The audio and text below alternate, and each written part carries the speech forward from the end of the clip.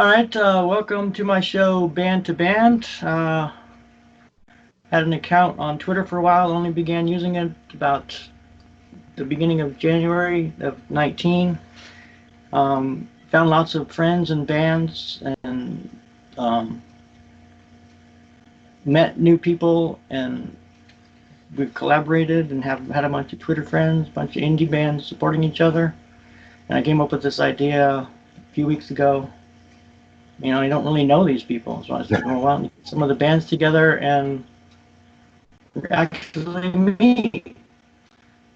So that's the way this thing started, and I don't even know if I knew your name until your wife responded to one of the things. I'm like, oh, his name's Tony. Well, I'm glad. It's like I'm it's like glad you he's know off that it's my duty, wife. and I'm Yeah, I'm glad you know that it's my wife sometimes talking because honestly, I don't have a lot of time on my hands. So when it comes to promoting and stuff like that, she is my gem. She does like almost everything for me. I'm not saying I ask her to do it. She just took the ball and ran with it one day, and she loves doing the social media stuff. So a lot of times people are actually talking to her, and I think they think they're talking to me. And it's funny because I'm like, sometimes I do respond to people personally, and I'm like, but I don't know half of the conversations you actually had, and I don't always have time to catch up on it. So right, sometimes I'm like, what is he talking about, or what is this guy even saying here? But right. yeah, I'm glad that you guys got in touch, though. Yeah, that's cool. Cool to have that help. All Yeah. right, so on to my first question. I know you're a one-man band, so you're mainly a drummer, and then you play guitar and everything too, or are you started as a guitar player and became a drummer later, Uh, or like how did you like start out and stuff like that? so it's kind of interesting. Going back to when I was 6, I really wanted a guitar. My brothers had guitars and things like that. I was super interested in playing. Um, and my parents got me a guitar. And it was funny because I don't remember the actual brand of the guitar. I just remember that on the headstock it said the Shredder. And in my head, I was like, oh, like the guy from Ninja Turtles. This is so cool. Like I just put it together like that. And I couldn't play anything. It was just noise. After probably a month, I actually put it down and I didn't touch an instrument. And then when I was 11, my dad, who was also a drummer, he bought a drum set. I think it was a Tama Grand Star, like a really nice kit. Brought it home. He put it together, walked out of the living room, came back, and I was playing along to Carry On Your Way with Some by Kansas, pretty much according to him flawlessly. And I had never touched a drumstick in my life. Wow. I think it just came that naturally to me. Yeah. From there, he actually ended up putting the drums in my room, which I had a room in the basement. And, it was really cool. He let me just kind of go to town whenever I want. I think I was 15 or 16. A few girls that I was friends with, ironically, at school, we put a little band together in another room in a basement that I had that my mom had bought a different house. Long story short, we made one song. I don't remember the name of our band, but we made one song. We called it Civil Disorder. And I, I just remember it being like, we thought it was the greatest thing ever. It was literally, we took a realistic, Radio Shack's brand. Um, we had taken a tape recorder, put it in the middle of the floor, and just like pressed record, and thought it was the greatest thing ever. But that was my first, Mhm. real band, so to speak, and with recording and whatnot. But what got me really going was so I was in a couple of bands in Long Island. One of them called 12-inch Bic, and yes, it's a play on words. And the other band was kind of an evolution of that, and we were called Ecocide, and that's when we started really taking ourselves seriously. At this point, I was about 18. We were playing a lot all over Long Island. We played a couple of shows off the island as well. The band we ended up breaking up, and we were in the middle of recording an album, and I was doing pretty much all the production. And Mhm. I ended up having to move into the small apartment. It was, I don't know, it was another basement. I think like almost all my life I lived in a basement up until I got my own house. But it was someone's basement apartment, one bedroom, and I couldn't set my drums up. And I still wanted to continue doing music. And while recording with them, I kept picking up their guitars and playing with them and started to realize I was able to play guitar too. And then I realized, well, I could also play bass. And I actually started recording a lot of the bass lines on this album we were doing, just because I guess as the drummer, I was picking up on things that I felt could have been accented a little bit more on the bass. Well, this actually all leads me to, and I don't mean to go run on here, how I Mhm. actually started my own personal recording process. So I sat there in this basement apartment and took all of the drums and removed everyone else's tracks and just started rewriting brand new songs on top of existing drums that were played and written for other songs and turned them into completely different songs. And that's when I was like, wait a minute. I could literally take anything and make it sound completely different. So when I Mhm. actually got to a point where I was able to set drums up again, and this is still to this day how I record. Um, I would actually just sit at the drums, just play random stuff, and then sit at the computer and just write stuff on top of it. Like nothing was predetermined. I've not written one guitar line, nothing. It's always the drums first, which is I think completely backwards in my opinion to what most Right. people. And I still do it to Right. this day. So yeah, um, I started playing music when I was 6, technically 11, and yeah, I've been in a bunch of bands. I ended up being in a band called All the Above, and we actually toured nationally for a while, about 3 or 4 years. Mhm. Um, did a few collaborations with some decent artists. I don't know if you're familiar with the band Mushroomhead. Their previous singer, Waylon Rivas, we actually did a collaboration with him. We were working with a couple of hip hop artists, ironically, who were affiliated with like Bone Thugs and Harmony. And we never personally worked with them, but we worked with people that worked with them. And, you know, Right. we had a lot of fun, a lot of success. The last tour we did, we actually donated a lot of our money. We were donating most of our ticket sales, actually. Um, and I want to say it was 2013, maybe was probably when we stopped touring. My second son was about 2 years old at the time, and my Mhm. wife was like, "You gotta be home," and Right. that's so I kind of stepped away from music for a long time, and it was about 2 years ago, yeah, around sometime in 2018.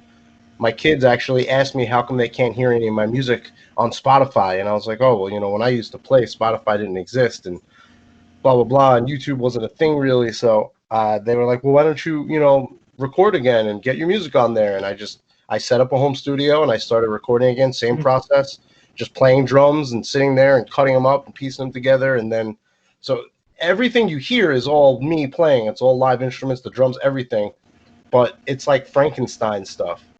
So I actually, funny enough, I recorded probably this was like 17 years ago. I have a folder. The folder is randomly called V on my computer. That folder Mhm. has made its way to every brand new hard drive I've ever had throughout the years. Every time I rebuild, that folder contains like about 65 full songs that I've recorded when I was young that I could pretty much from any time I want go in and get an idea from. I'll re-record drums. Like I said, I sit there, I just record rambled on drums. Some of them are based on ideas from this folder, but the whole thing, the whole creep scene thing really actually is I really love horror. I love like horror rock, and it's actually based on a story I wrote when I was younger. And all these Mhm. songs I recorded were supposed to be part of this story. So now I'm like trying to bring the songs to life and actually structure them like real songs. Because what they were 5 to 15 minute long.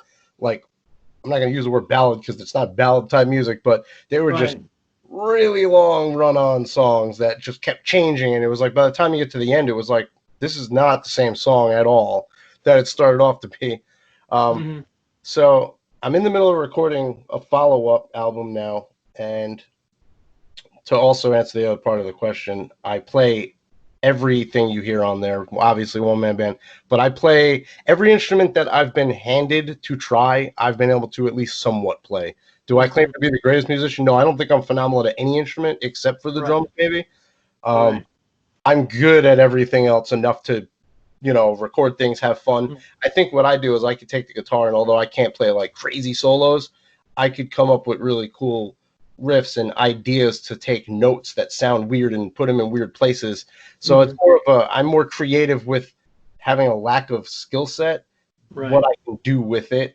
And that's where it plays into the whole horror thing too. I can make something that's a little creepier sounding, in my opinion, and have just as much effect as some like mind blowing solo that I just Right. can't physically play. Um, but yeah, it's still the same basic principle. Like the other day, I sat down, I recorded a drum track. Yesterday, I Frankensteined the pieces together, laid some guitar tracks and a bass line, and I actually have what I think so far is probably one of my best songs. Mhm. And It's really cool because right before this whole quarantine thing happened, I actually completely upgraded all of my stuff in my studio. I got new monitors, I got all new plugins, new software, rebuilt the computer. Got a new interface with better mic pre's, better drum mics, and then this happened. So I actually am taking this as personally.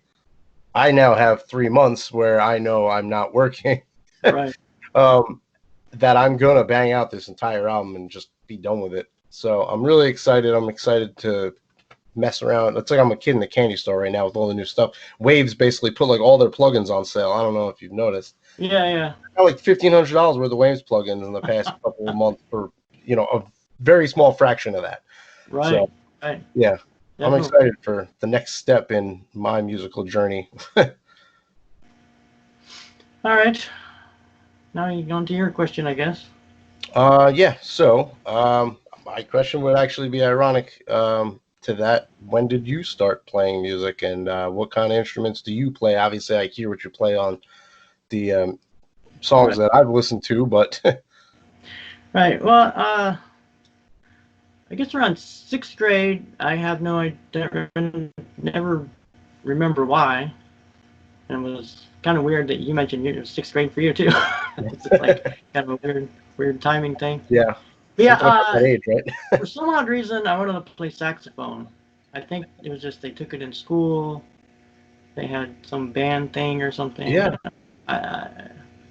So I tried that for a little bit, and then I kind of remember the reed and the mouth thing. I didn't really like that, and then I think the case was a little heavy, yeah, or at least that's the excuse I used. fair enough. I don't know. Could be. It's funny. I completely omitted this from my brain, but in school, that was the instrument that I played as well. Not, it was a very short-lived as well, though. Yeah, I don't recall why, but I do think like similar. The reed, I wasn't big on. I don't know. Something was weird. It just felt weird to me. I don't know.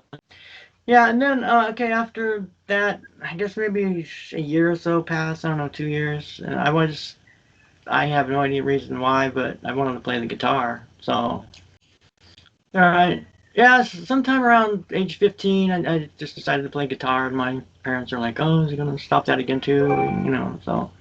So I rented a guitar, and then I took lessons for like 3 months until it was kind of boring. It's like you're on the first string, ding, ding, ding, ding, second string, third string. I'm like, okay, when am I gonna get to something good? And he starts me off on Margaritaville by Jimmy Buffett, and I'm like, yeah, that's not what I want to be playing. Right? So basically, I'm like, all right, I'm done. So I just played the rest, learn by ear the rest. It's Yeah. just the old needle playing back and forth, learning the song. Yeah. Back. And, I've basically learned to Ted Nugent, Bachman Overdrive, ACDC, Leonard Skinner, stuff like that, Yeah. basically. Yeah. You can I tell, in my mean, opinion, in the music, you can hear some of that influence come out. yeah, my big two lead things that I got down perfectly way back was Freebird. I used to sit there for hours and just do all the leads for Freebird. Yeah. Like, That's and right then there. and then try to fake the Do You Feel Like We Do by Peter Frampton. Try to fake his talk box while you're. Yeah. It's basically how I started playing. Does that answer? Yeah. Definitely. So. All right. I want to know a little bit about more collaboration with a few of the bands, like Demon Scar Mm-hmm. and some of the other ones. I can't remember. So, I mean, how did that come about? And did they send you just wave files or audio files, and then you kind of did the drums to them, or? Yep. Well, Or so in regards to Demon Scar, actually, funny enough, and I found out this a little like later into actually getting to know them a little bit. We apparently all went to the same high school. And I Wow. was like, I guess, 'cause I knew most people that I thought, and they did too. But I guess somehow or another, maybe we either don't remember each other from then or Mm. different years, maybe. I don't know. Like I said, the problem with that is, so as we've already kind of previously discussed beforehand, my wife does a lot of the promoting and whatnot. So there's conversations she's had but long story short, just becoming friendly with them, and they're obviously a pretty completely different genre in my opinion than my music. Mine is they all fall into the rock category, but theirs is definitely a little bit more just kind of as they put it, raw, unfiltered, kind of just rock. And so yeah, I don't know really actually how it came about of me playing the drums on one of their songs. I think they were in between drummers or something, but they had a song they were working on. And they really, I guess, wanted to record it. So I almost think at first it was more of like a, hey, do you think you'd be able to lend me the drum, Connection. so to Yeah. speak? Like, yeah. So I think they were in between drummers, or and this. So I've already basically expressed like I'm more than willing, being I'm home and I have access to my studio whenever, like I would, be of service if I could help someone out or whatever. Um, but yeah, I guess we got friendly and they were like, hey, would you want to? We got this lick we've been working on. Would you be willing to throw a drum track on it for us? And it kind of started off as that question of in my head like, oh, they need someone to record drums, and I was totally down with it. And then it kind of turned into so they sent me at first just like an idea of them playing it and videoing it on like their phone. And I was like, all right, cool, I could definitely drive to that. And they're like, all right, well, we'll record an actual guitar track and send it to you. So they just sent me a basic like MP3 guitar track, something I could sit at the drums and listen to and play along to. Um, they did play along to a clicker, which was good. So I had an actual perfectly in time guitar track. I basically just ran it through Mm-hmm. headphones, sat at the drums, played a bunch of stuff. I had about 5 different takes. Sat down, I kind of put the best pieces together that I liked from it, sent it to them Mm-hmm. to get their idea of it as just like one, put together track. And then it was like, hey, this is actually really cool. Like, let's start discussing ideas and things we could change about it and blah, blah, blah. And before you knew it, I ended up, which I wish I would have went back and checked. I think the low tones on the bass are a little thick on the sub end, but I ended up mixing the whole thing and mastering it, which kind of made me feel like it was a little more important than just a guy sitting there playing the drums, which again, I'm more than willing to do that and would have fun doing that all day. But um, Right. it turned into an interesting process because it started off with they send me a video of them playing guitar to sending me the real track to they sent me and based on I guess everything we discussed with each other exactly what I needed, perfect tracks that were waveform, uncompressed, with enough headroom. And they sent me, the bass line, and they sent me the multiple different guitar tracks and the vocal tracks. And, I just asked them simply, please just label what each thing is and make sure that it starts at the same exact time so I don't have to sit there and try to line it all up.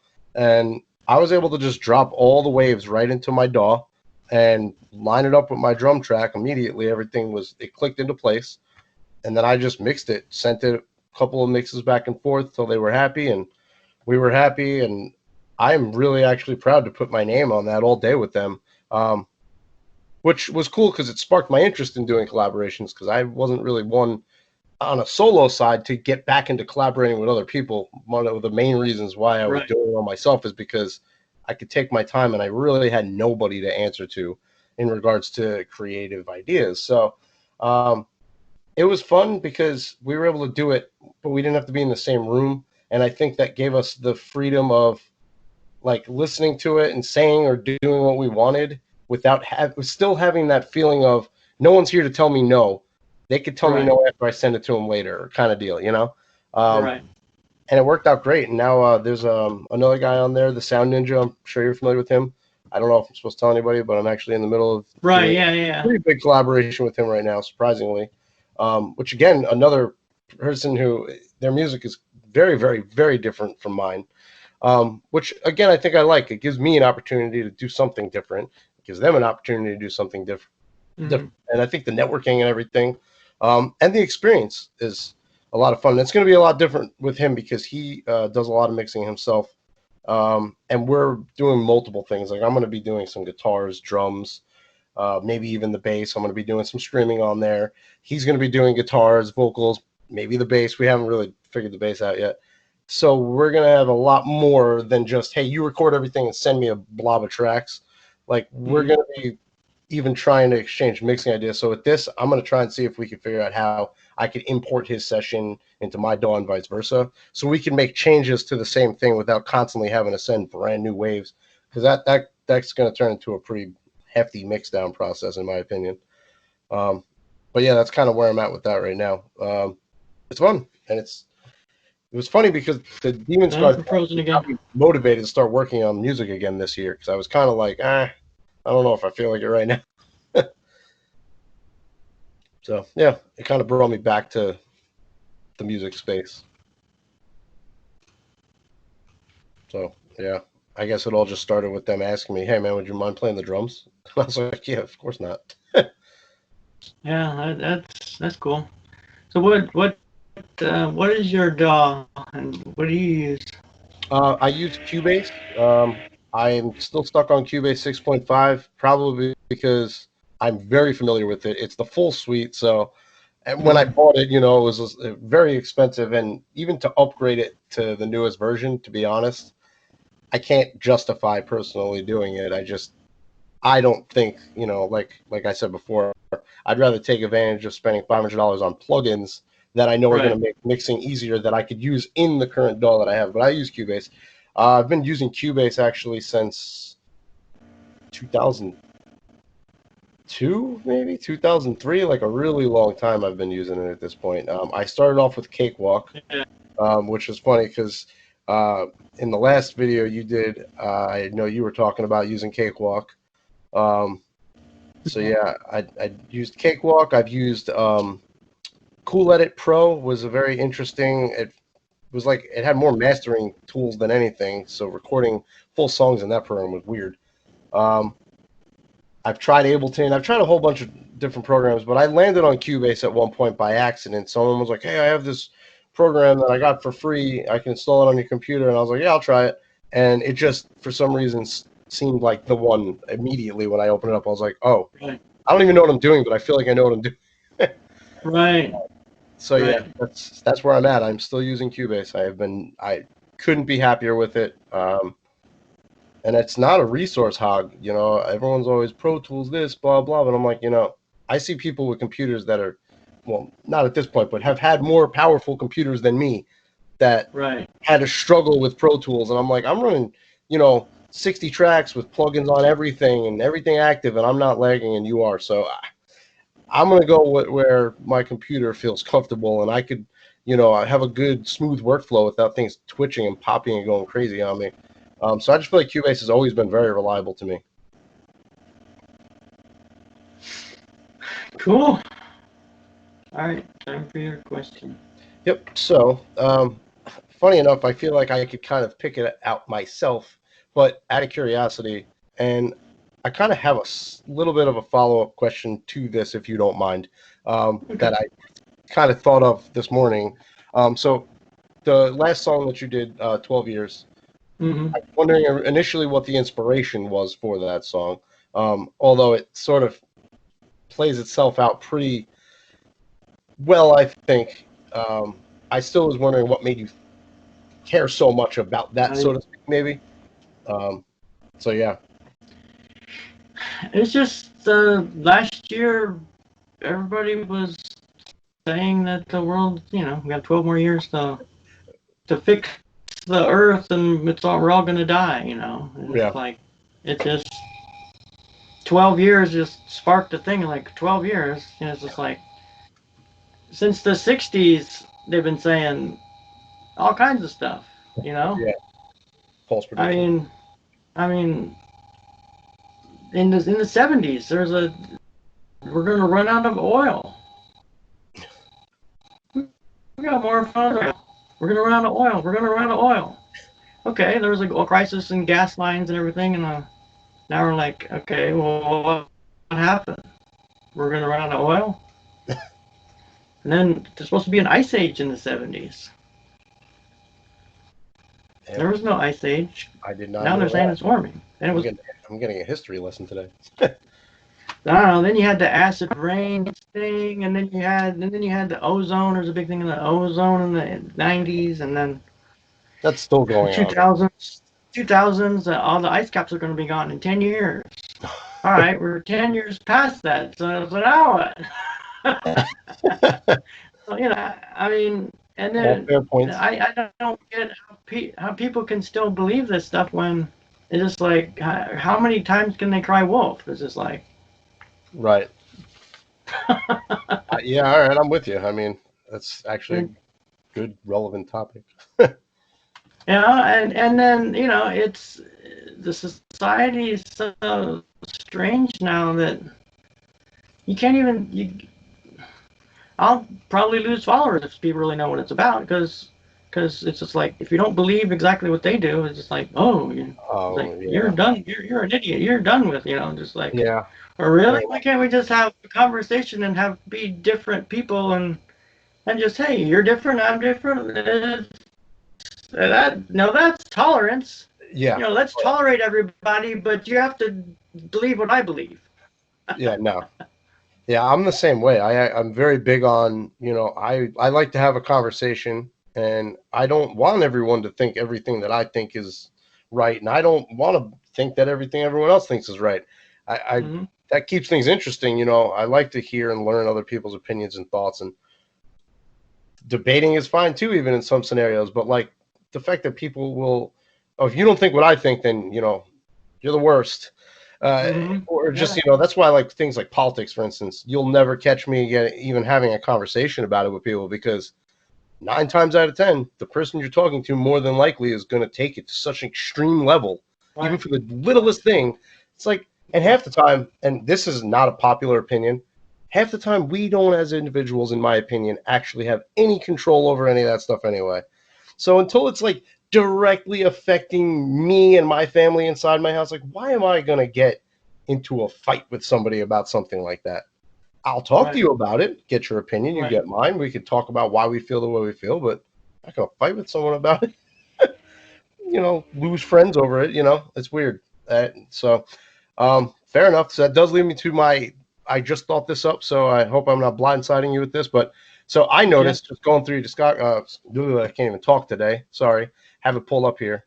Um, Going through kind of your list here, I see there's about a 5-year gap between 1917 and Devil's May Pass. So my question was essentially, was there just a point where you kind of stopped working on music for a little while, or were you just slowly working on another album, Well, taking your time, or just didn't well, have time? I mean, I just wonder myself, like, what, geography. I couldn't think of the word for a second. Sorry.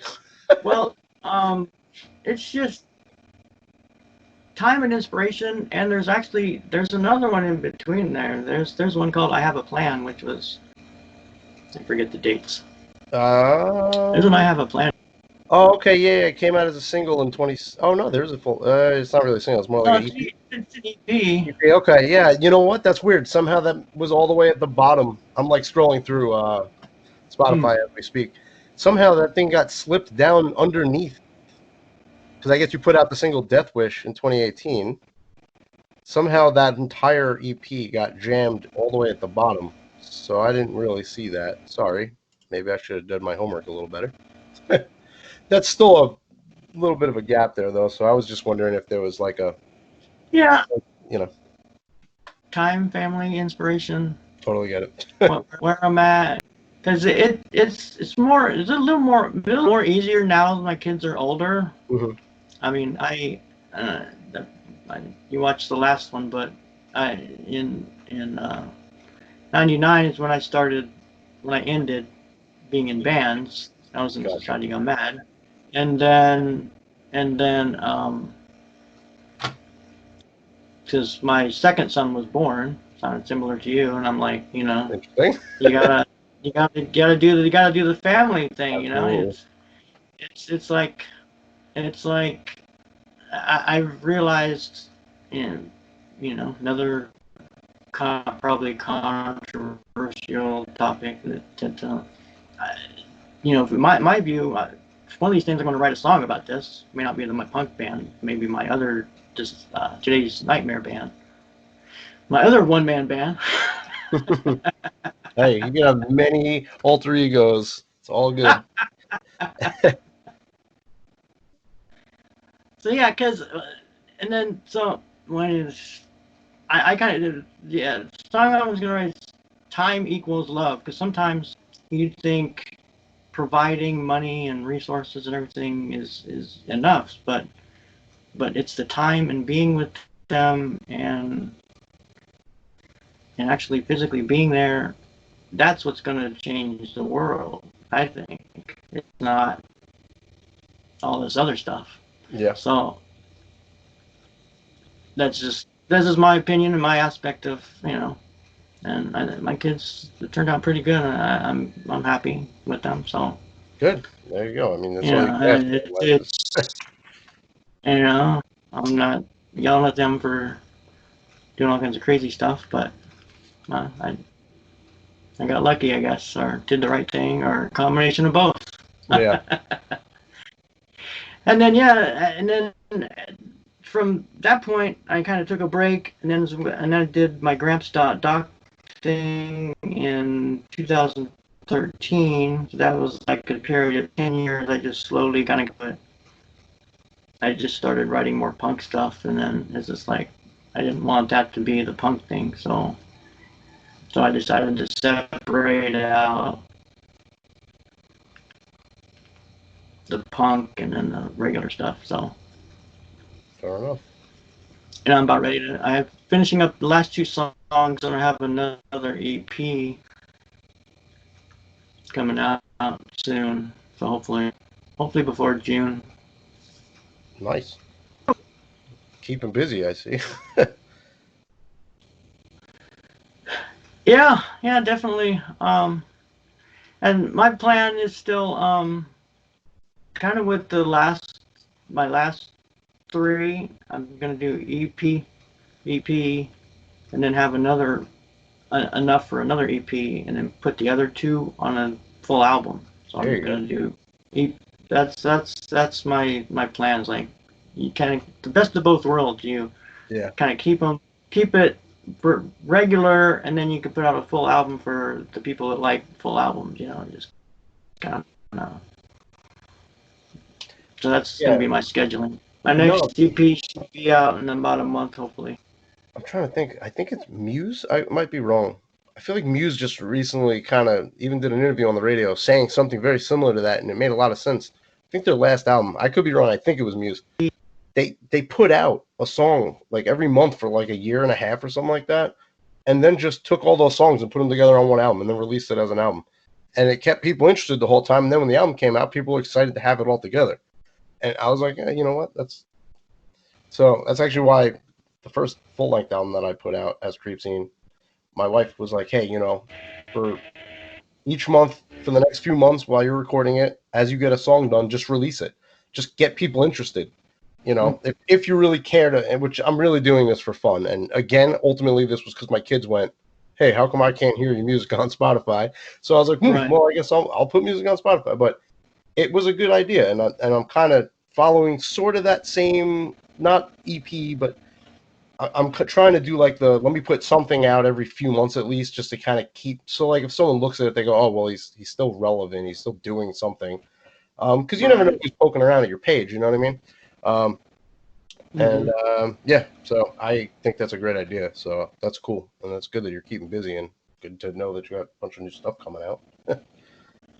How do you balance family, job, writing, and recording? And obviously, I guess you don't promote yourself on social media. Well, yes and no. I You're mean, like, yeah, I was gonna say, how do I balance it? A huge part of that is my wife. She's amazing. The amount of work she puts in, just making sure that like all of my social media things have posts and things that keep them going and keep them, relevant. And she's funny too, so that helps. Um, she's good with the memes or whatever. I'm not that like big on social media in general. So since this whole quarantine thing's been going on, you'll see me on Facebook now, believe it or not. But Yeah. usually I might pick up my phone and look at Facebook once every couple of weeks, and I'll have like 18,000 notifications, and I'll just literally clear them. But in regards to just balancing everything, it is a little challenging when I feel, although I don't feel pressure to keep making new music, I feel like I got to a point where I'm pressuring myself to make sure that I keep things going, um, because like I was saying, back in 2013 when my last band stopped touring, I literally just walked away from music, like as if it wasn't not ever a part of my life. Meanwhile, it was the biggest part of my life for like ever.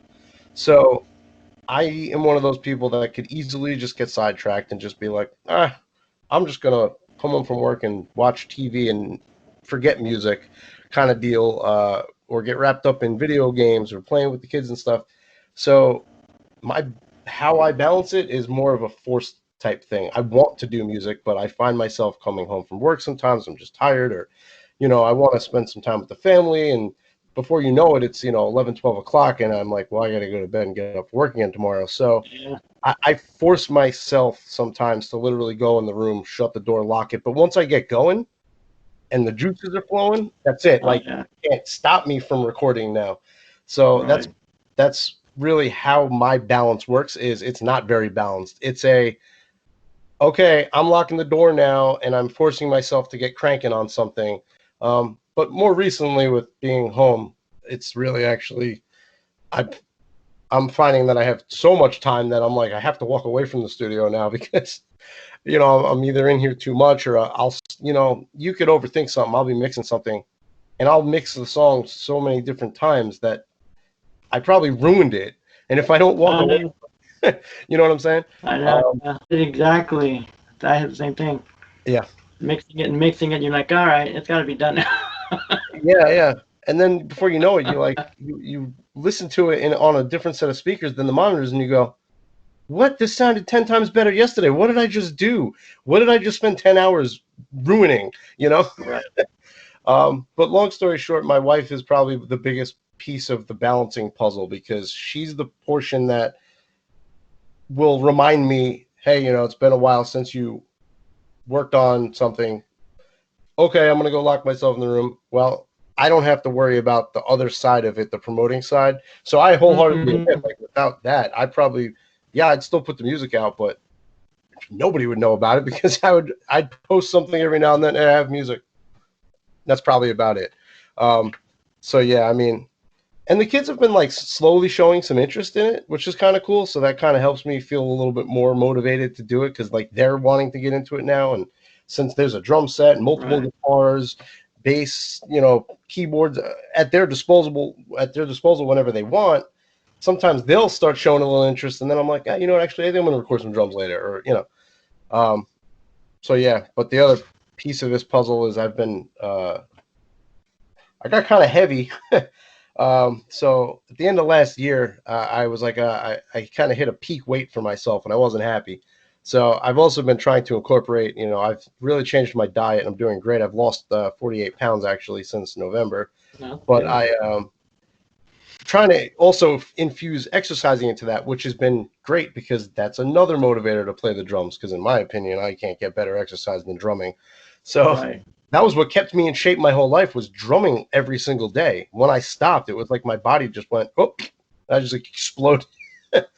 um, so yeah, I think the biggest piece of balancing everything is my wife being there to help me because typically when I'm not on quarantine, I'm working 10-hour days, so it's hard to find time to do much of anything.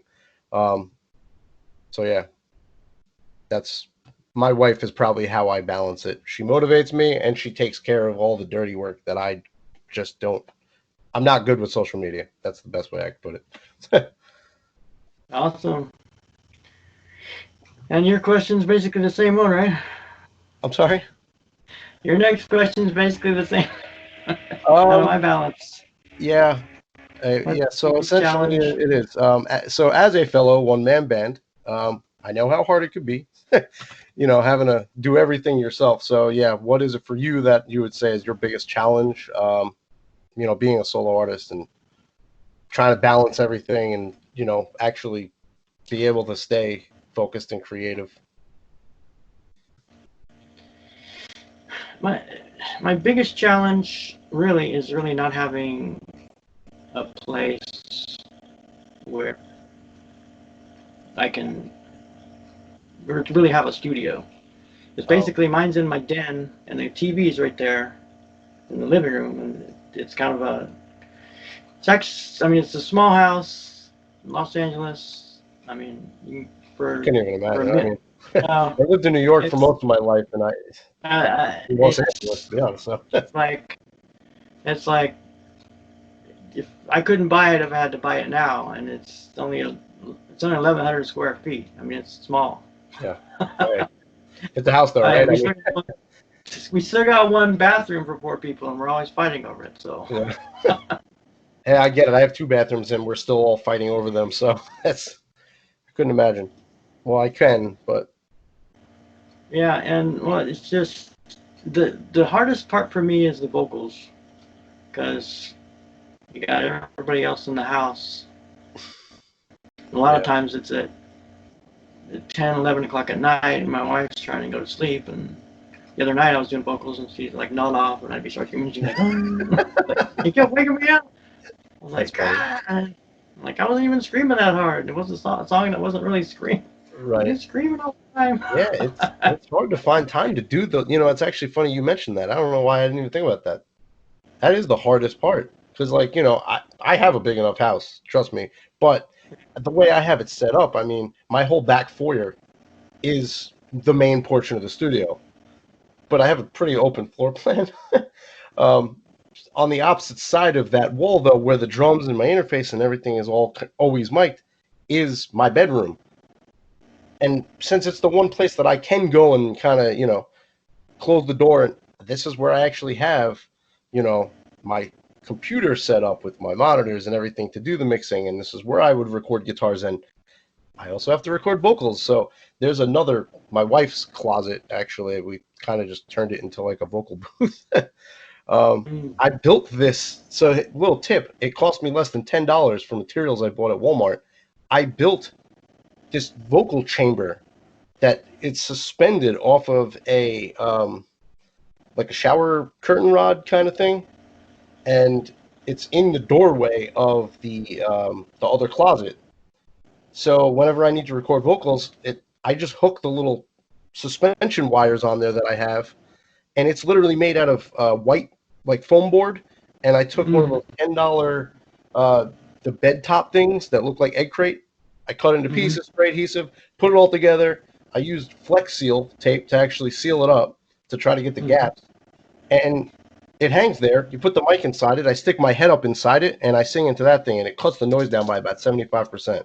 So I didn't mean to barge into when you were answering your question, but it was it jumped in my head. Hey, I Right. would gladly give you the schematics for what I made. It's actually very effective, and it Yeah. literally the only thing that cost anything was the foam thing. I think literally everything minus the foam thing was like $4. So everything combined was about $15.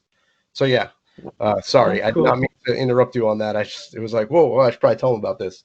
Because even having the bedroom, like you said, Right. my wife wants to go to bed or something. It's like 11 o'clock, and it's like that's the only time I could do something. Yeah, stick my head inside this foam box that I made, and it actually deadens the sound. It makes it sound really natural. Right. Yeah, that's an idea. Yeah, something to think about. Yeah. But yeah, the time wise, it's just sometimes it's just after work, I'm just dead, and it's just I'm Yeah, like I can't do anything. I'm like I want to do something. I'm like I want to do something. I want to do, but then I'm sitting on the couch and I'm just I can't get up.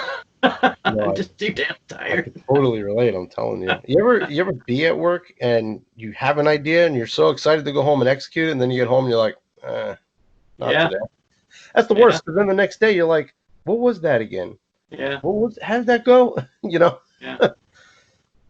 Yeah, I put everything on. I put everything on one note. If I even have to sing it, I'm like da, da, da, da.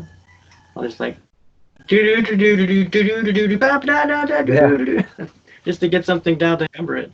yeah. I've been infamous for using duns like dun dun dun dun dun dun dun. Yeah, Dun. yeah. There you go. So I get that, but yeah, I don't know. Being I work on cars and I do mostly car electronics, it's kind of Yeah, hard for me to be, you know, that's inside someone's true. dashboard and jotting ideas down on my phone, so to speak. So not to Yeah, that mention a lot of definitely times the sounds hard. clients like to sit there and watch you work in their cars. They find it a little strange when you're in there. Just hold on a sec, let me talk to my phone real quick. Before the last question, I have an opinion on recording. I kind of think that it's more the song than the recording, because I've there's so many songs that have been recorded badly. They're still great songs. That sometimes I, I don't really concentrating on getting the perfect sound. Like we were saying, the vocals. The deadening might be good for the my wife, but I'm just in this big ass den living room and with the microphone. And I'm just singing, Right, yeah. and sometimes you might even hear a plane go by or a car go by or a rooster crowing or and and it was interesting. I've told the story before on some podcast, I think, but I don't know if you ever seen Access TV. There was a special on David Gilmour where did an interview with him, and it really kind of opened my eyes that he was at a music store checking out a guitar. He came up with the riff, and he wanted to remember it, so he put it on his iPhone. You know, and you heard all the background noise and stuff, and he went back to really record it. And he said he couldn't get the same feel. So they Hmm. used that recording with all the background noise, and they played it, and you can hear a little bit of it Yeah. on the on the recording. Yeah, that's interesting. So what about? I mean, and I like recording to sound more live than Yeah. record. That's what I like. Sometimes it's like I'm like some of these bands, especially punk bands, it's just like so pristine. I'm like, man, it's punk rock. It can't be like this Yeah. perfectly clean sound. I'm like, it's got to be raw. That's just the way I like to do my things. No, I'm actually so I share in that opinion a good bit. Not I'm not full on. So there are parts of the recording Yeah, process that for me personally, I'm always trying to get better at because I want it to sound the best that I can get it to sound. In regards to certain aspects, in the drumming, that's my biggest thing. I never want something to sound like it was too perfect. So, like, in fact, I was going to ask you, what you kind of explained it in your last video, your drum recording process, because the drums are super convincing.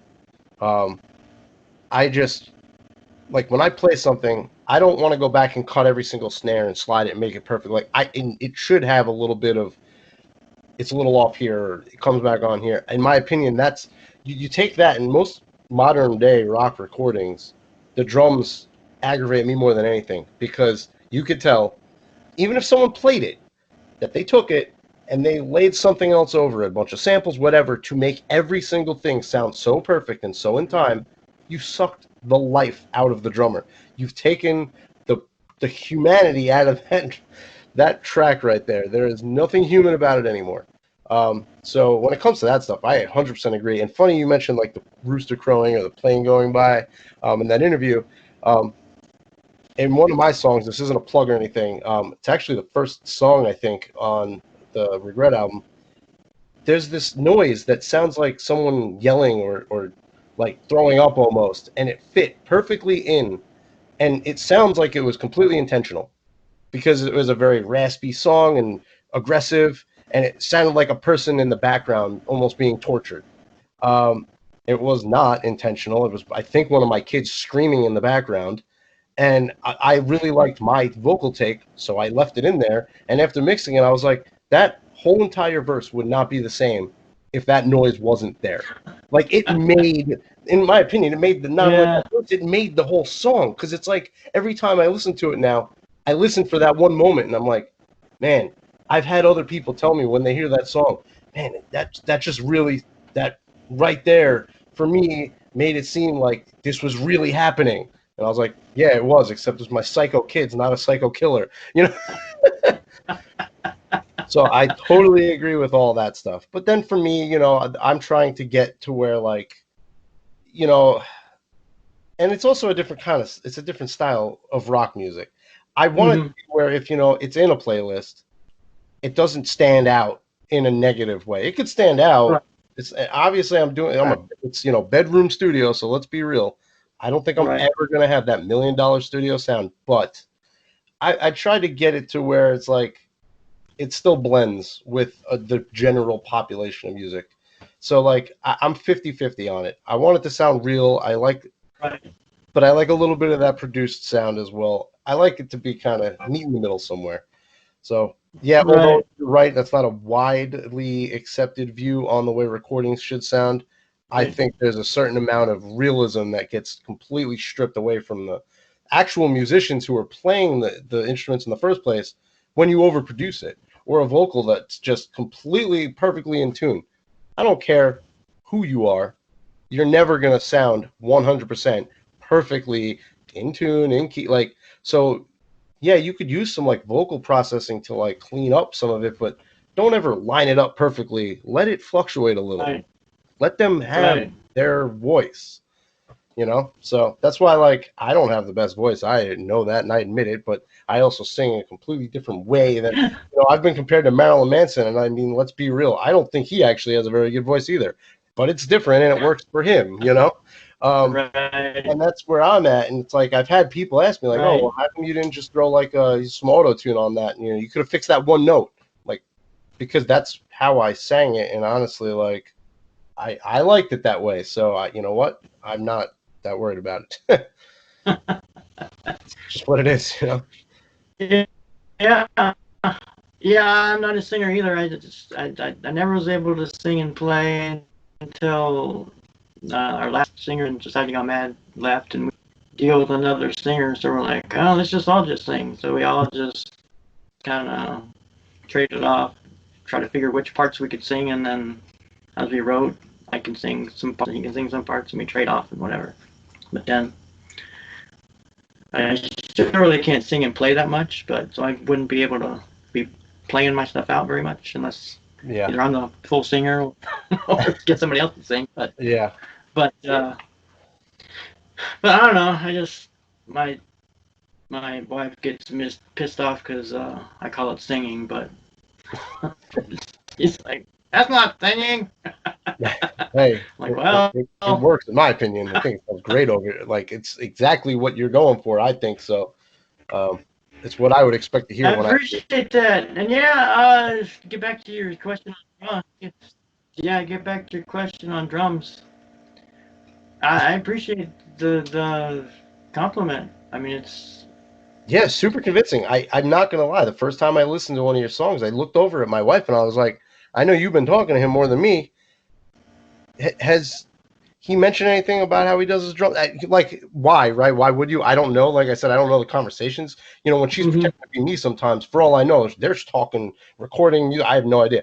So I was like, because like I literally looked at dead in the eye and I went, I'm on the fence here. And I'm really good usually at picking out if something's fake or not.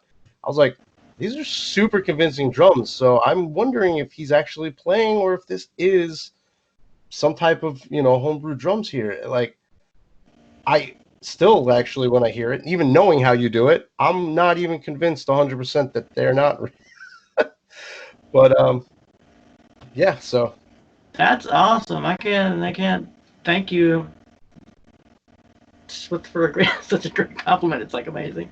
It's a total combination. I mean, it's all like I said before. It's all the Led Zepp kit from the Cakewalk Studio or 3, mhm. and I mean I just love that kit. Except the bass drum. The bass drum I got from my after I got out of society. I wanted to do more classical kind of stuff, so I got a Yamaha CVP 203 digital piano, Hmm. and the kick. I recorded the kick off there, and that's my kick. I mean, Oh, I love that's that. cool. It's Yeah. just, it's got that. I mean, that's Yeah. what you want. It actually I put a sounds little like bit the of way EQ, they would. and it's just boom. Yeah. I love them. It reminds me. So I've done throughout the years touring. I've done some live sound as well because like we've actually shown up to venues and the sound guy got sick or some weird thing, And Mhm. it sounds like the kick you would hear at a live show. How they would mix the kick in to cut through the mix. It's got that perfect mid slap is the best way I would put it, and a nice like explosive low. Yeah, it's just a good overall balanced, but it sounds like a live in your face kick, which is actually as a drummer and like again, my biggest thing when I'm mixing is like my drums. I Right. always try to make them sound the most real. Like I want it to sound like you're standing there, and it's Right. like that's why again I just the I don't know. You did a phenomenal job, or you've like really figured out like the formula. Because especially with even though it's punk, like the drums are not just the same simple, punk beats that you're expecting to hear. They change up a Right. lot. There's like a lot of articulation, and it's just I don't know. It just sounds like really they sound like someone was playing the drums. It sounds like a live kit recorded by a person playing. It's Yeah. I not. mean, Yeah. I get it. I get when I have troubles. I get tips from my son and the old drummer from Society got mad, but Yeah. You actually I said your haven't son done that plays in a the couple of drums, right? years. But huh? You said your son plays the drums. Or Yeah, he played hasn't or played in a played. couple of years though. He hasn't played in a couple of years though. He's onto the racing games on the computer. No, fair enough. Yeah, I don't know why. He finds that more. He was in a band for a little while. It was fun. The one time he played the one place that we played a lot. It was kind of fun. We'd go back there and well, my son's playing the same place I played, but then his band was kind of band members. I think he got sick of the politics and the Yeah, I things. Like, totally get it. yeah, he's like, yeah, whatever. I think he's done with it. He Yeah, didn't want to it's deal with the yeah, people. My opinion. At least at this point, maybe 5 years down the road, he'll pick it up again. I mean, yeah. You never know. his drums are sitting right here. But because I tried to drum, and he's just like, "What the hell are you doing?" I'm not. Even Oh even even in the car, even in the car, I'll be like, "That's not what they're doing." And I'm like, "I don't know. It sounds good. I love the tom kind of like. yeah, I don't know. It's fun. yeah. I'm with you. Uh, and anytime with a band, yeah. Once it becomes a chore, or people start having differing or fluctuating opinions, that's when it's like impossible because you suck the fun out of it. Then it just becomes. So I can totally understand. Um, Yeah. oh yeah, and before I forget, funny you mentioned about the whole issue with a singer thing, and then you and someone else were trying to figure out, well, we could trade off these parts. My last band had the same issue. The last year we were touring, our main lead singer actually up and quit on us one day. Um, not going to get into it, but yeah, myself and one of my brothers who was actually in the band, he played the bass and then also started singing and trying to play at the same time and wasn't used to it. And I was trying to sing and play the drums at the same time. And it turned out that I started screaming and drumming at the same time. And that got very difficult to try and I can't really, I could play the drums and sing and scream a little bit at the same time, but you're banging a drum set and exerting yourself already. So that was a little more than I bargained for. um, but that was difficult. Yeah. So I can't, same thing. I couldn't really play out because I'd have to sit there and drum and let everyone else do it, or play one Right. instrument. I can't even barely play the guitar. And look away from it. I don't even like lie. Like, I mean, it's Yeah, weird because like I could get into it and I could play some pretty decently intricate stuff, but I can't for some reason. Like the drums, yeah, I could literally you could blindfold me and sit me in front of any drum set and I'll be able to play it and sing whatever. But I can't do that with any other instrument. I don't know why. It's like I tell people all the time, like I'm really only great at one instrument. I'm just decent at everything else, I guess. yeah, But yeah. I don't think that I'm a bad musician or anything like that for that matter. I just think that when it comes to other instruments besides the drums, it was something that like I never because of issues with bands. That was the only reason why I started playing these other instruments. So it's like that's not what I do. It just now is something that I do. But Right, yeah, it's interesting that you had mentioned that because I feel like we have so many like similar patterns throughout our musical history here. right, right. Yeah. And another thing about your drums, do you like have them set up and the mics are always there and it's all, or do you have to like set everything up every time or Not what? And that, permanently. and is this permanently set up? Yeah. Yeah, permanently set up, pretty much permanently mic'd. I did just change all the mics, so anything that I have recorded right now, up until the last song I put out a few weeks ago, was recorded with old mics, and before I redid all of my software and got all new plugins and everything that I have been spending nothing but time on the computer learning how to use. I've actually, like I said, I've been mixing and writing another song the past couple of days, and even in its really, really early stage, in my Cubase session right now, it is by far the best sounding and most natural sounding thing I have ever been able to produce. And I'm not one to say, oh, if you're willing to spend money, you could let things do it for you. But it's not that. It's just if you can get things that can help you, like, I consider a plugin a tool. You don't want to use the wrong tool. You want to get the right tool. So I think I've had plugins Right, that I adapted to because it's what I had.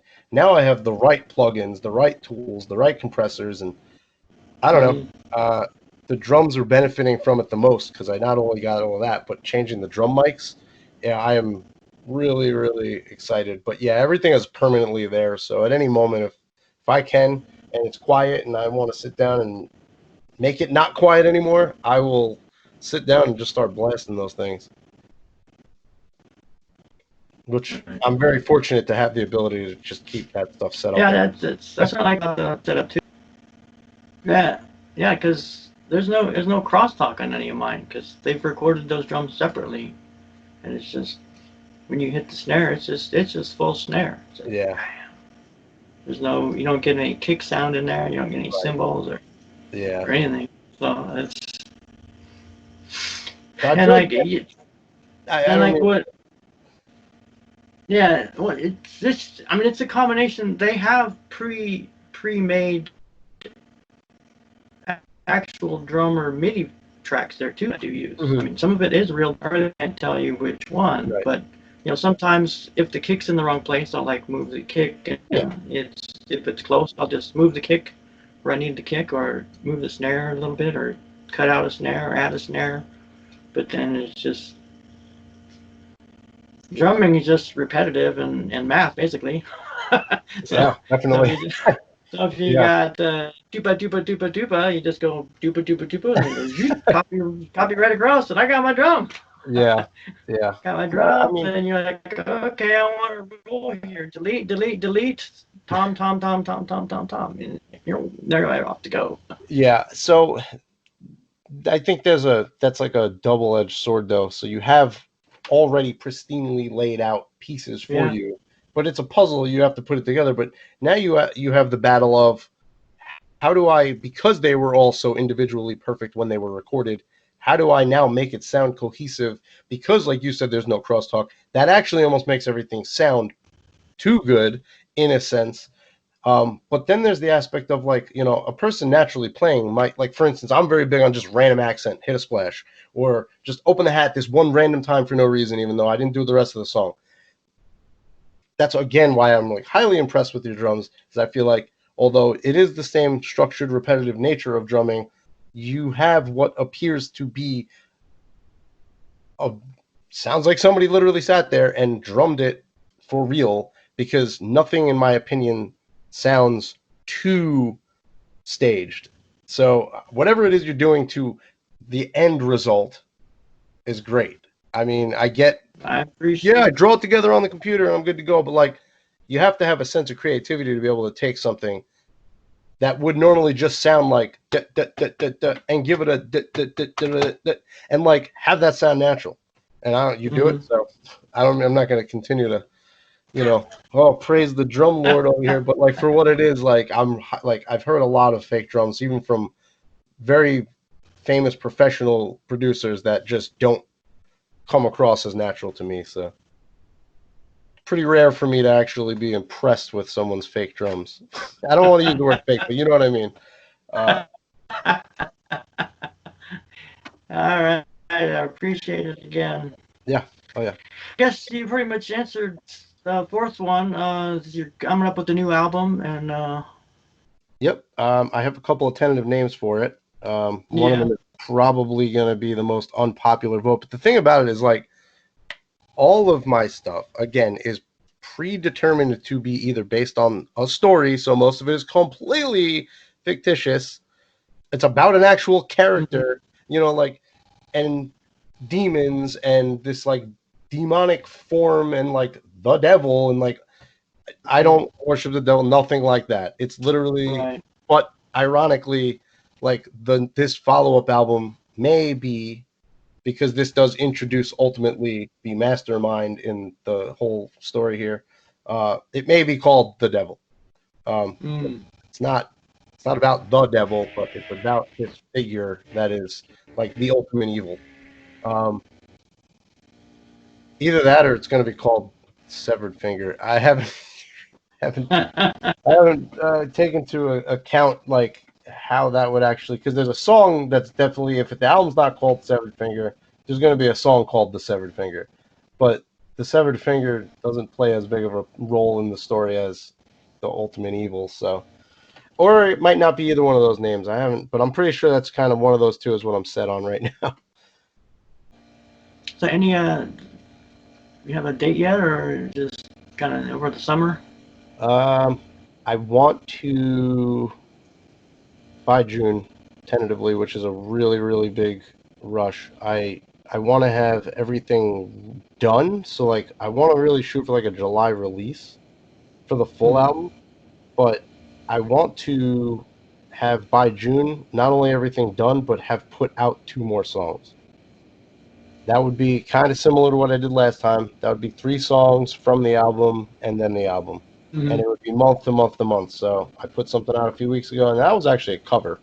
And the weird part is now that I'm like have a completely different setup, even though I just did that song and mixed it like a few weeks ago, I it's going to sound. You ever hear an album and you could tell that like 1 or 2 of the songs were recorded like in a completely different studio, or the mixing engineer was just completely different mindset, and they just stick out like sore Yeah. thumbs. Like that song Yeah. definitely will stick out like a sore thumb, but that could be a good thing because it is a cover, so it's not even the same type of genre. It's a much like, or the original song at least, that band plays much softer rock than I do, but I might remix it and try to make it sound more cohesive. But I don't know, Yeah. that cover had a certain feel that I was going for, and I thought I kind of captured it. So I'm not sure, but now I'm like, well, I wonder if I did it this way with this new modern sound that I can get, if I could totally give it a brand new life again. So then it would be cool to have 2 different versions of the same song. So I'm not really sure. If you got an opinion on what you think I should do with that, feel free, because I haven't decided if I'm remixing that or not. But ultimately, July. Yeah. Well, what I did for the what I did for the two EPs was most of the songs I kind of remixed them, Okay. and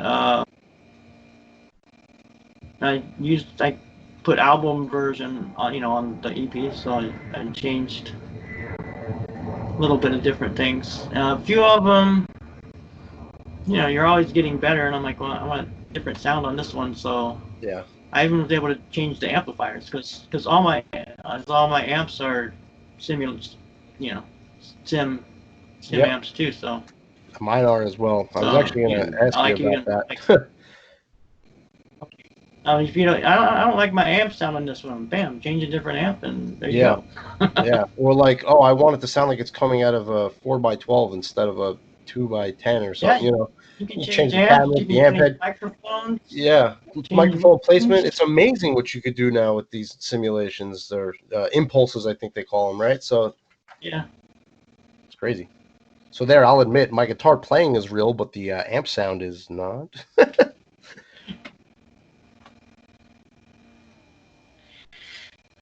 All right. What else we got here? I guess it's your turn. Yeah. So out of curiosity, how are and in your case, I don't know if you're working or not or whatever, but how are you guys dealing with the quarantine thing right now? I guess I don't know. Everyone's sort of wondering about that. I know you guys Yeah. in your area are pretty bad. We're kind of going through it pretty bad right now too. And side note to that is this whole thing kind of inspiring any new music, with everything. I just finishing up a song called COVID-19. I don't know if you heard Well, that. okay then. So there you go. Fair enough. So yeah, it's for me. It's you know, I'm trying. I'm pretty much not being that political about it, but it's just like the experience. I'm like trying to make the song about the experience of what everybody's going through. Yeah. So Okay. so there might be a little political tinge to a few lines, but most of it is kind of and political. I don't know. It just that whole term gets me because everything's political now. So Yeah. it's like I know. no matter what you say, you can say you know you can say which way the toilet roll is supposed to go on, over or under, and that could be political. And just like, gee whiz, I want it this way. No, I want it this way. Let's just I make a law that you should just have the watched a toilet show paper with my wife on the on right. Netflix about that, or they were doing experiments. It's called 100 People, I think. It's funny you mentioned the toilet paper roll. And one of the experiments was they actually have people, hey, which way does the toilet paper roll go? And some people were like, if you put it this way, you're insane. Like, I can't even trust you. I was like, wait, people care that much about the way the toilet paper? So, yeah, to your point, that is like exactly correct. You can't, nothing you do or say nowadays is going to go smooth with everybody. Yeah, that one blew me away. I can't believe you said that. That's really funny. Like, we just watched it the other day. Yeah, people take things to an Uh, extreme level. oh yeah. So I mean, for me, it's the similar to the 12 years thing. It's just like they don't have information, in my opinion, and they don't know what the hell they're doing, and they're just throwing spaghetti at the wall and see if it's going to stick. Yeah. It, first there's 2 million dead. Now there's 200,000 dead. Then there's going to be 100,000 dead. Then I don't know what's happening. Yeah. Yeah, I think you're right. Luckily, I still have my job and my sons have their jobs, and we're doing fine here. Well, that's good. Yeah, What about you guys? it's we're good. I'm on furlough right now, like I said. So that's why I know I'm gonna get this album done because I got 3 months to sit around. um, I've done all sorts of crazy stuff around the house. I think a lot of people were, but I actually lucky enough have the skill set to do construction. So I put up a fence and stuff like that where you see Mm. people who have no idea what they're doing, trying to do things like that, and it's pretty interesting to see all the new found handymen in the world. Um, but Yeah. no, I think it's still in our state. I don't want to say it's in like its early stage. It's definitely very advanced, but I feel like we're still having days where peak, still getting higher, still getting higher. The cases are just growing and growing in some of our counties. And like I live in a more rural area. We're actually just a little bit on the outskirts south of Charlotte in North Carolina, Mm-hmm. which in Charlotte there's a lot of cases. That would be to be expected. our county is like doubling and tripling still every day. And so for us here, I find it, I think my town, it's such a small town. We have one traffic light, we have a gas station, and we have a pizza place, and that is it. They recently have started putting a couple of like coding places for kids in this little strip mall that's been sitting there empty for the past 14 years that I've lived here. Besides that, there's nothing. And I think the population is like 1,000, and we're getting cases in our county now. So like it's now I think reaching its scariest point for us, where Mm, I get a lot of people's points of like, my family and my wife, myself, my three kids, we're probably all at a good, healthy age, and right. are we're all healthy here. So like, if we get it, is it going to affect us? Probably not. Can we give it to other people that it can affect? Yes. So I absolutely do agree with in our state right now and Yeah. the condition of the disease here, staying inside the best we can and all that.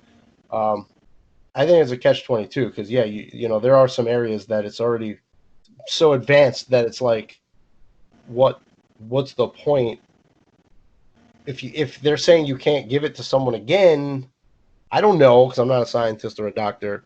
Just know what I see on the news and what I read. But like, Yeah. to your point, if you guys all had it already, what what are you doing? Are you slowing the spread of it down at that point? I don't know. But like for us, absolutely. I mean, I That's just found out somebody around the corner from me got it. So the fertilizer place was shut down. And I'm like, wait a minute, I could throw a rock at that. Oh, I'm sorry. We have a fertilizer place also. It's a very agriculture uh, yeah. uh, related town. So I could throw a rock at this place. I was just in there, recently. So in my head, I'm going, well, I was in contact with someone that might have had it. For all I know, we all had it. I don't even know. But Yeah. like, I feel like, yeah, we have a need right now here to stay in and keep our distance. But it's, the kids are definitely starting to lose their minds. They've been off from school Yeah. for about a month. They're not going back this year. We're trying to do homeschooling now. Yeah. It's a giant learning process for all of us. I'm not complaining because, all the people are having the same issues as us. But, Right. some are less fortunate, some are more fortunate. Monetarily speaking, we're doing okay, even though I'm out of work for a little while. But not everyone has the ability to financially plan for something like this. So there's a lot of people out there that are just really hurting, and I feel bad. But, you know, at the Yeah. same time, I'm not saying, I have this huge bank account or anything, but like, you know, it, are we hurting bad right now? No. Will we be if this continues going on a few months from now? Yeah, I'll be in the same scary boat. Yeah. Um, so yeah, but we're doing okay. It's just playing it by ear still. I think it's more the personal sanity of us Yeah. being Situation. together. Other than home repairs, you have any other hobbies besides music? Um, I do well. Clearly, I do enjoy video games. I've Oh, played video games games. since I was a very young kid. I used to have Yeah. as a young kid, I had a Commodore 64. I had a ColecoVision. I had some, some super old consoles like that. The Atari that like most people nowadays have no idea what they are. Um, so I always enjoyed video games, but I never made it like a priority in my life. But my wife likes to play. Um, Although we don't as much anymore, believe it or not, my wife and I and we've been together for 16 years now. We always actually she grew up in a family who liked it, myself included, and my brothers. We all used to watch wrestling, so we've started watching wrestling again every now and then since we've been home. Like WWE, so not real Hmm. wrestling. It's fun. It's funny. It's weird watching them try to perform to empty stadiums. Um, it's very weird, actually. It's like Yeah. watching people like method act, where they're just acting, to themselves. Right. Um, but yeah, I'd say I work, like I said, I do work on cars. I'm not a master mechanic, but I am an MECP certified mobile electronic installation technician. So when it comes to car electronics, that's what I do.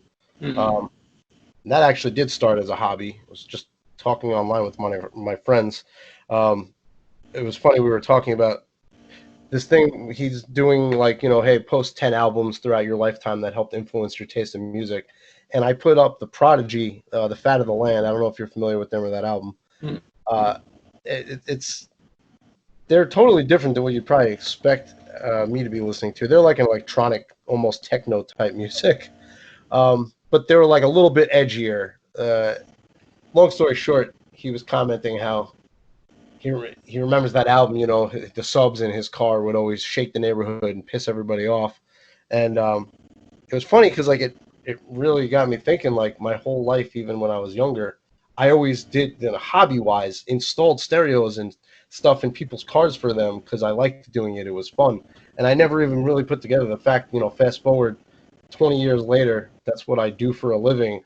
And to me, when I go to work, I'm not working. You know, it's really true what they say.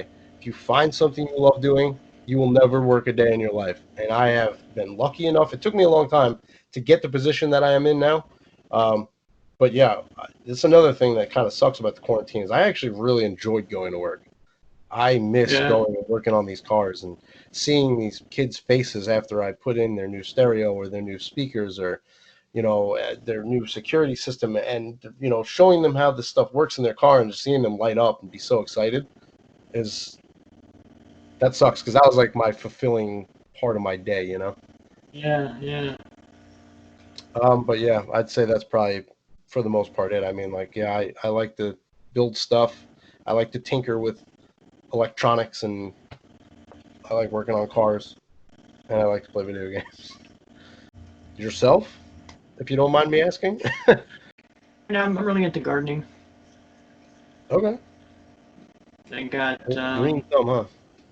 yeah, I got my green grass finally in my backyard that I didn't have for 20 years. Oh, Kind there of you go. just let it go. Finally got some nice grass, growing some strawberries. Got my peach tree, blueberries, orchids, cactus, other Gotta kind have of the plants. cactus. Gotta have the cactus. Yeah, yeah. Oh, that's So cool. that's my main hobby right now. Have some bonsais. I used to really be into bonsais, but kind of when I got back more into music, the bonsais kind of took a back seat. So This stuff always looked relaxing I to me, but I don't know. I used to have like 50 bonsais, but now I'm down to like 8 or so. Wow, So I just let them all go. interesting. Yeah, I actually I'm not really into gardening or anything, but I did do a little garden this year. My wife, we used to do a small like vegetable garden every year. I didn't Mm. do it last year. My wife was like, "Oh, well, you got no excuses now. You got plenty of time." So we dug it up. I put it in there, and it's just funny you mentioned. I feel like there's so many odd similarities. The only thing, you know, the plants are growing. There's like some zucchini and you know squash and peppers or whatever. But the only thing that's sprouted anything right now, the first thing you said, strawberries. I actually yesterday I noticed I have a strawberry growing. I was like so excited.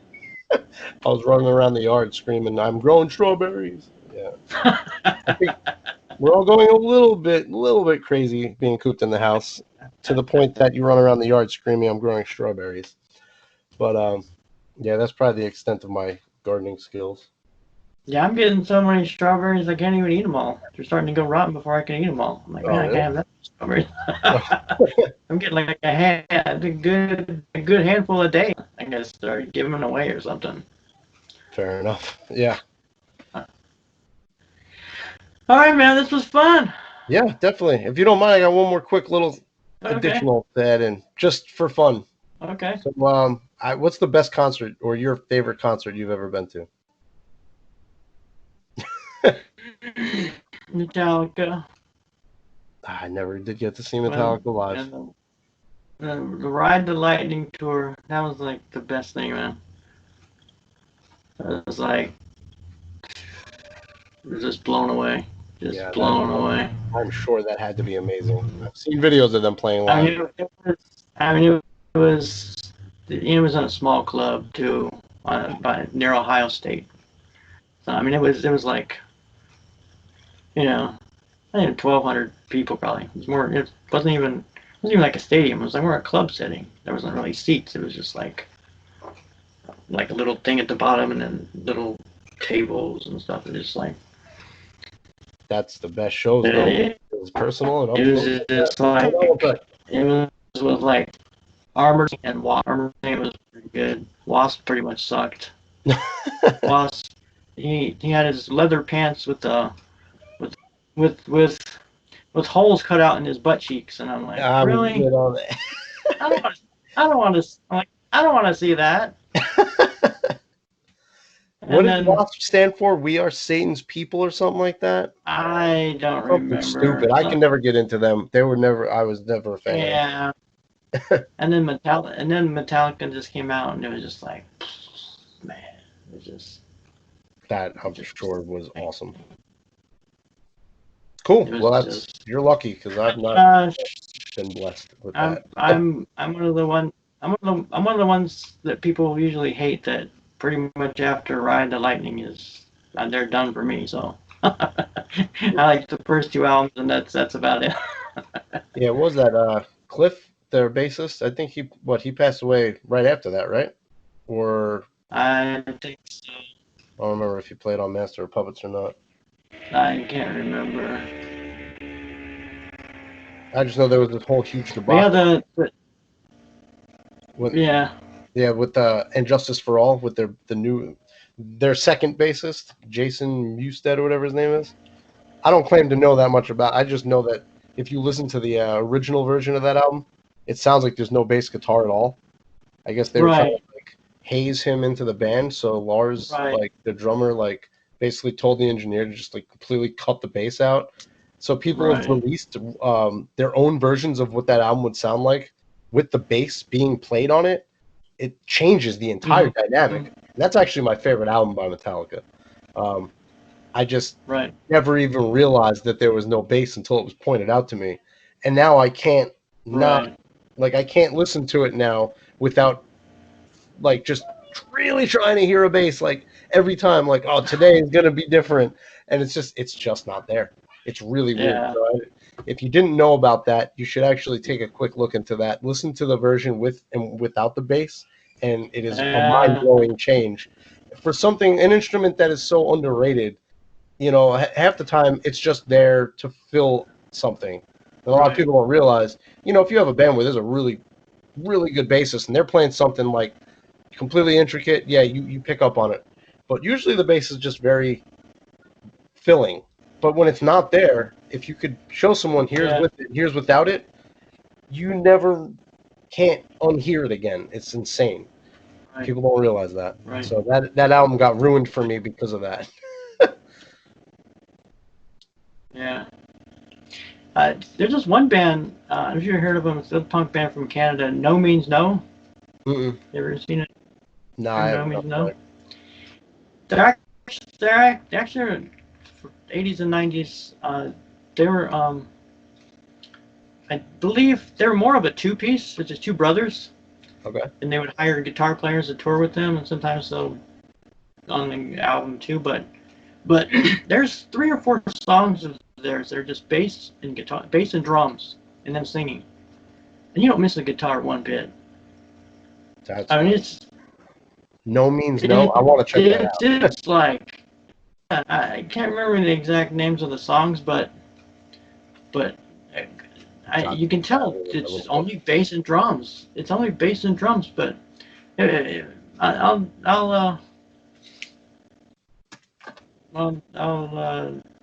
contact you on Twitter if I get the name of the song. Or I'll send you links to Spotify or something if I think Yeah, of that'd the be awesome. names. Yeah, thank you. But I wrote the name of the band it's down. like, but it's like,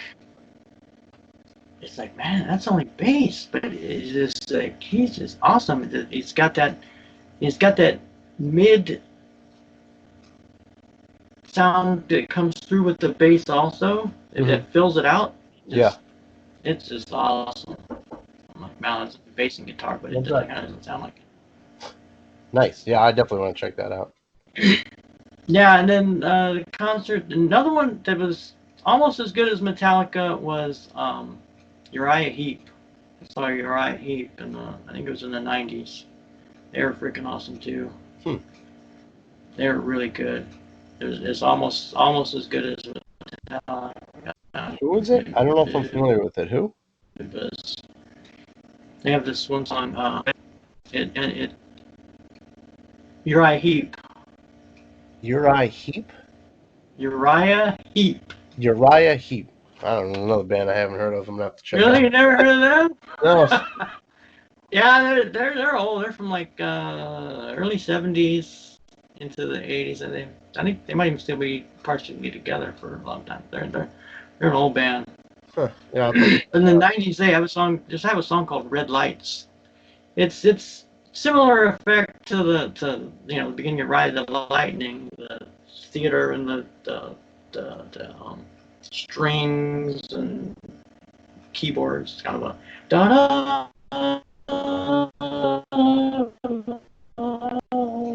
entrance like full on guitar just like, and man, that concert was freaking awesome.